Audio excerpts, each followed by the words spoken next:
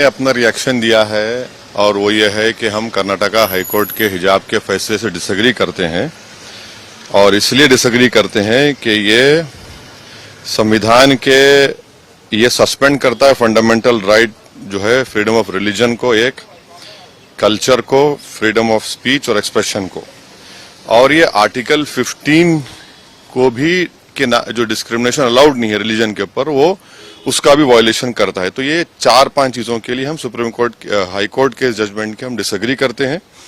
और तीसरी बात यह है कि एसेंशियल रिलीजियस प्रैक्टिस हिजाब नहीं है। आप कैसे डिसाइड करेंगे एसेंशियल है ही नहीं है? आखिर बात कहाँ खत्म होगी? मस्जिद की बात हुई तो आपने कहा मस्जिद एसेंशियल नहीं है, दाढ़ी की बात हुई आपने कहा दाढ़ी एसेंशियल नहीं है, अब आप बोल हिजाब नहीं है।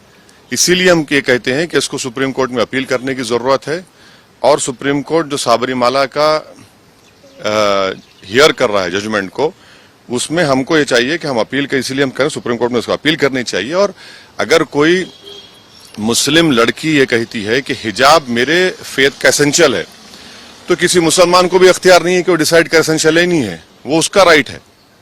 फ्रीडम ऑफ कॉन्शियंस संविधान में है और वो बड़ा इंपॉर्टेंट चीज है। और छठी बात यह है कि आप ये कह रहे हैं कि यूनिफॉर्म, भाई यूनिफॉर्म अगर यूनिफॉर्म पहनेंगे का बेटा कौन सा अमीर का बेटा कौन है? कि यूनिफॉर्म पहनने से जात नहीं मालूम होती कौन सी कास्ट का है कौन सी कास्ट का नहीं है। और यही मोदी सरकार ने, आयरिश सरकार ने जब हिजाब और टर्बन को अलाउ किया अपनी पुलिस में तो उसमें वेलकम किया। आज आप क्यों उसको खिलाफ कर रहे हैं? तो इसीलिए हर एतबार से ये संविधान के जो हमने आपसे कहा, right to culture, freedom of religion, freedom of expression, freedom of conscience और आर्टिकल 15 का ये वायलेशन होता है। और संविधान का प्रियम्बल जो है ना, प्रियम्बल बड़ा इंपॉर्टेंट है।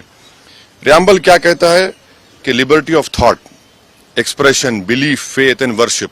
तो ये सब चीजें इसलिए उम्मीद करते हैं कि सुप्रीम कोर्ट में इसको अपील किया जाए। हमारे एक MIM पार्टी के नेता हैं जो कर्नाटका के, उन्होंने भी पिटिशनर हैं, हमारी उनसे बात होगी, हम उनसे भी कहेंगे सुप्रीम कोर्ट में अपील करें। और इसका एक और जो नेगेटिव इम्पैक्ट होगा, आप देखेंगे कि मुस्लिम महिलाओं पर टारगेटिंग होगी उनकी जगह जगह पर। अरे भाई, अगर कोई स्कूल को जाकर पहन रहा है, क्या उसमें बुराई है? इंग्लैंड में क्रिश्चियन स्कूल्स में, इंग्लैंड में उनके स्कूल में अलाउड है कि आप वही ड्रेस यूनिफॉर्म पहने और वही ड्रेस का कलर का हिजाब भी पहने। बने हुए नियम किस लिए होंगे? आप सिर्फ मुझे ही कह रहे हिजाब मत पहनो, कौन से नियम? और अगर आप बोल रहे हैं कि यूनिफॉर्म पहनने से हम यही तो कह रहे हैं, आप पहले तो आप आर्टिकल 15 का वायलेशन हो रहा है, जो डिस्क्रिमिनेशन नहीं कर सकती आप रिलीजन के नाम पर। और यूनिफॉर्म में पहनूंगा तो क्या जात नहीं मालूम होगी, कास्ट नहीं मालूम होगी, गरीब अमीर का बेटा या बेटी है नहीं मालूम होगा? और अगर यूनिफॉर्म है तो यूनिफॉर्म के लिहाज से हिजाब पहनेंगे तो दूसरों का एसेंशियल प्रैक्टिस अलाउ करेंगे, मेरा एसेंशियल प्रैक्टिस अलाउ नहीं करेंगे। आप क्यों नहीं अलाउ करेंगे? मेरे लिए एसेंशियल है वो। और आप ये कह रहे हैं कि या तो तुम पढ़ो या तुम हिजाब छोड़ो। अरे भैया, कैसे होगा? संविधान में मुझे इजाजत है कि मैं फ्रीडम ऑफ कॉन्शियंस के तहत अपना हिजाब भी पहनूं और शिक्षा भी हासिल करूं, इससे देश मजबूत होगा। बकवास है, बकवास है, झूठ बोल रहे हैं।